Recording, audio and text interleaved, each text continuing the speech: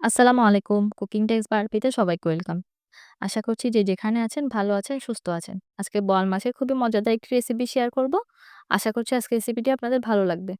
এখানে বোয়াল মাছগুলোকে খুব ভালোভাবে ক্লিন করে নিয়েছি। এখন এখানে দিয়ে দিচ্ছি আধা চা চামচ লবণের আর আধা চা চামচ হলুদ গুঁড়া।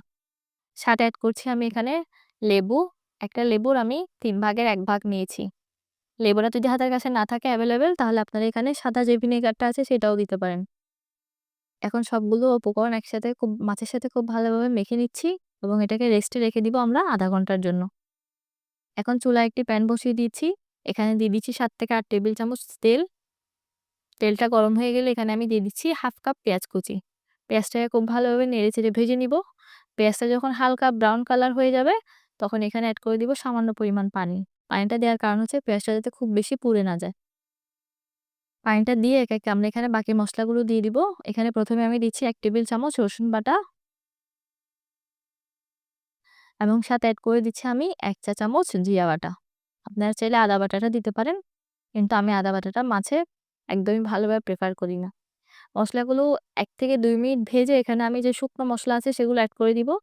১ম এ আমি দিয়ে দিচ্ছি ১ চামচ হলুদের গুঁড়া, সাথে এড করছি আমি ২ চামচ মরিচের গুঁড়া। ঝালটা যে যার প্রেফারেন্স অনুযায়ী দিবেন। সাথে দিয়ে দিচ্ছি আমি ১ চামচ ধনিয়া গুঁড়া। দিয়ে খুব ভালোভাবে নেড়েচেড়ে মিক্স করে নিচ্ছি। এখানে আমি আরেকটু পানি দিয়ে দিচ্ছি যাতে মসলাগুলো পুড়ে না যায় এবং খুব ভালোভাবে কষানো হয়ে যায়।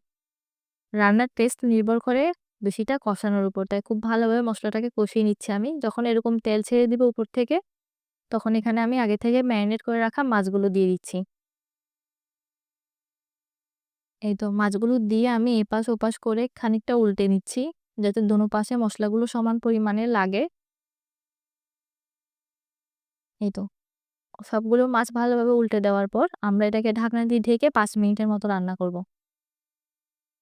৫ মিনিট পর ঢাকনাটা উঠিয়ে আমি এখানে আরেকটু সামান্য পানি দিয়ে দিচ্ছি যাতে মাছটা খুব ভালোভাবে কষে এবং নিচে দিয়ে লেগে না যায়। এখন এটাকে আমি আরো ১০ মিনিটের মতো রান্না করব ঢাকনা দিয়ে। ১০ মিনিট পর মাছটা যেহেতু ভালোভাবে কষা হয়ে যাবে তখন এখানে আমি ঝোলের জন্য পানি এড করে দিচ্ছি আরো ১/২ কাপ। এখানে আমি খুব বেশি পানি এড করছি না। এই ১/২ কাপের মতো পানি দিয়ে দিয়েছি। দিয়ে আমি এটাকে ঢেকে রান্না করব আরো ১০ মিনিটের মতো।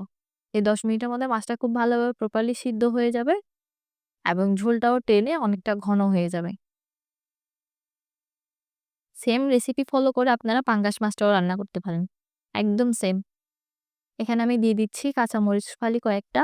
এটা জাস্ট ঘ্রাণের জন্য, এখানে ঝালের কোনো ব্যাপার নেই। দিয়ে দিচ্ছি সামান্য পরিমাণ ধনিয়া পাতা কুচি। এখন চুলাটাকে অফ করে দিচ্ছি এবং ঢাকনা দিয়ে রাখছি আরো ৫ মিনিট। এই তো তৈরি হয়ে গেল আমাদের মজাদার বোয়াল মাছ। এভাবে একবার বাসায় ট্রাই করে দেখবেন, খুব ভালো লাগবে। ভালো থাকবেন, সুস্থ থাকবেন। আল্লাহ হাফেজ।